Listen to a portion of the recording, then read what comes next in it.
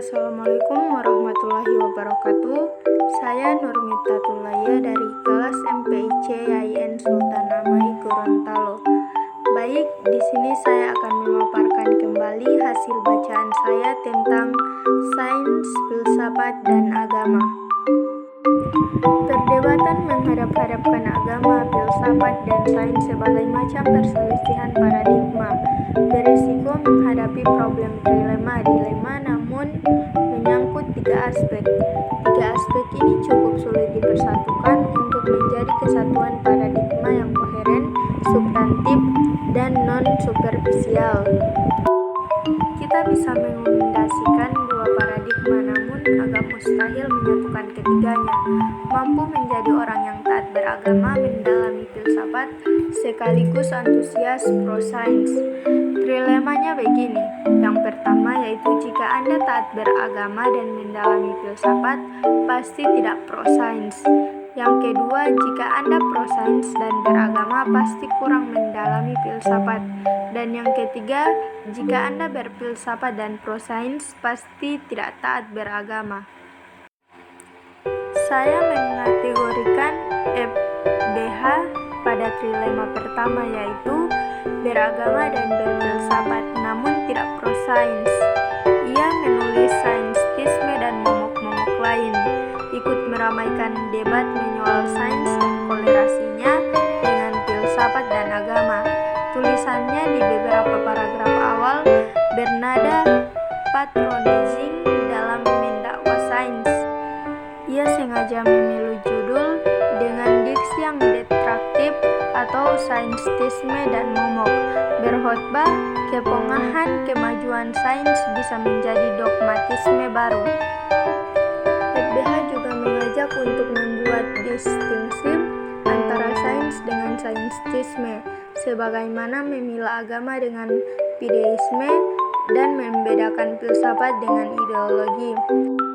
Menurutnya, yang pertama adalah upaya mencari jawaban, yang kedua merasa telah menemukan jawaban. Perdebatan yang berlangsung katanya lebih pada saintisme, fideisme, dan ideologi ketimbang soal sains, agama, dan filsafat. FBH fokus memilih menyerang sains dengan mengupas saintisme, namun enggan menyentuh fideisme atau agama dan ideologisasi atau filsafat. Menunjukkan bias berpikirnya yang terjebak pada trilema kategori pertama. Tak soal tentu, bias berpikir adalah manusiawi.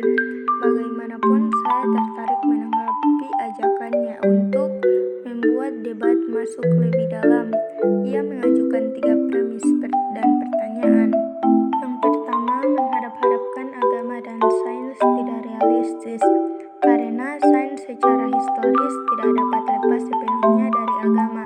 Kemudian yang kedua, neosains seperti teori chaos, geometri fractal, mekanika kuantum telah berpisah dari Newtonian mechanical worldview. Ketidakpastian dan kontingensi makin mendapat tempat dalam sains. Dan yang ketiga yaitu hubungan antara sains dan dunia makna. Realita terdiri atas benda dan makna. Sains berhasil mengetahui benda, tetapi bisakah makna didekati oleh sains? Bagaimana menjelaskan dari benda muncul dari kehidupan dan kehidupan muncul dari kesadaran? Mempelajari sains tanpa mengetahui filsafatnya tentu kurang sempurna, apalagi jika filsafat sains itu menyangkut tentang keberadaan Tuhan. Meski pada awal mulanya para ahli agama menyatakan tidak ada keterkaitan antara sains dan agama, tetapi melalui penemuan Galileo yaitu teropong bintang, maka pandangan tersebut tidaklah benar. Inilah yang dibahas dalam seminar filsafat sains dan beda buku yang diadakan oleh himpunan mahasiswa fisika selama 2 hari. Menurut Dr. Agus Purwanto, pembicara dalam seminar ini, pandangan para ahli agama itu masih berpedoman pada Aristoteles, filsafat yang terkenal dengan teorinya logos naturalisme.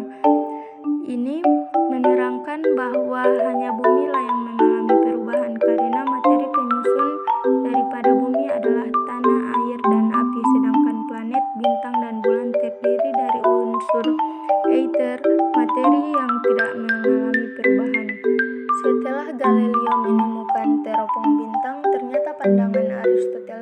karena bulan, planet, dan bintang juga mengalami perubahan.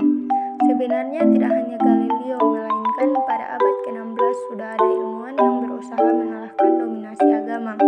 Antara lain Nicolaus Theo, kemudian Johannes Terang, doktor lulusan Universitas Hiroshima, Jepang ini. Lantas Newton mengemukakan bahwa alam semesta ini terdiri dari dua dimensi, yaitu ruang dan waktu. Konsep inilah yang mendasari tentang determinasi, artinya segala sesuatu dapat kita prediksi. Misalnya kita dari titik A mau ke titik B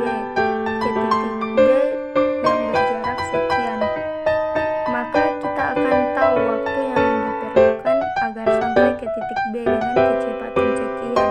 Kalau ada ini dijadikan pedoman, maka peran Tuhan tidak ada jelas dosen fisika teoritis ini. Kemudian konsep Newton ini hanya berlaku untuk benda-benda yang bermassa besar saja, tetapi untuk materi-materi kecil konsep ini tidak berlaku. Meski masing-masing teori saling berhubungan, kesemuanya ini tidak lain untuk mengungkap rahasia di balik alam semesta ini, dan bagi kita juga berusaha untuk mendekatkan kita kepadanya, tegasnya. Baik, itulah penutup